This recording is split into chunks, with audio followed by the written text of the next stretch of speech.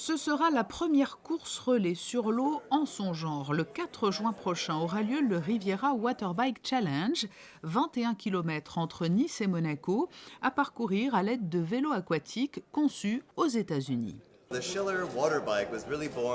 Les vélos aquatiques Schiller sont vraiment nés à San Francisco comme un moyen de déplacement alternatif pour traverser de grands espaces aquatiques. La civilisation humaine a fait du paddle pendant 10 000 ans. Et moi je me suis dit, et si l'on pouvait rouler littéralement au-dessus des vagues et sur l'eau pour s'entretenir, ou juste pour le plaisir ou tout simplement pour l'aventure. C'est une belle manière de parcourir notre planète bleue.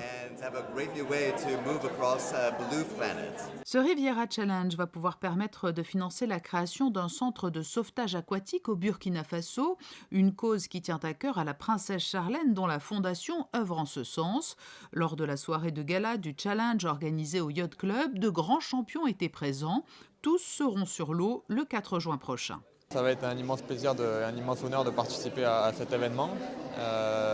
Voilà, j'ai eu la chance qu'on fasse appel à moi et j'ai accepté bien évidemment. Et voilà, ce sera la fin de la saison, donc on prendra ça avec beaucoup de plaisir. Bien sûr, on essaiera d'être performant pour que la course se passe très bien pour tout le monde et voilà, on donnera à chacun le meilleur de nous-mêmes. J'ai décidé de m'engager cette fois pas dans le sport mais pour une association. Je trouve que c'est bien de consacrer un peu de temps, surtout pour une cause qui touche les enfants. Je trouve que c'est une bonne chose. J'ai commencé un peu à faire du vélo à la salle et je vais commencer à en faire aussi en extérieur. Et j'essayerai d'aller m'entraîner aussi sur ce beau vélo en mer quand j'aurai le temps. L'épreuve s'annonce très sportive. Pour assurer la sécurité des participants, une direction de course supervisera les opérations. À sa tête, la championne du monde de sauvetage côtier et de paddleboard, Stéphanie Barnex. Donc la direction de course va être sur l'eau, sur un PC course qu'on appelle. Et effectivement, on va veiller au bon déroulement de la course, au respect du règlement par les compétiteurs et à la coordination en fait de tous les bateaux d'escorte sur l'eau.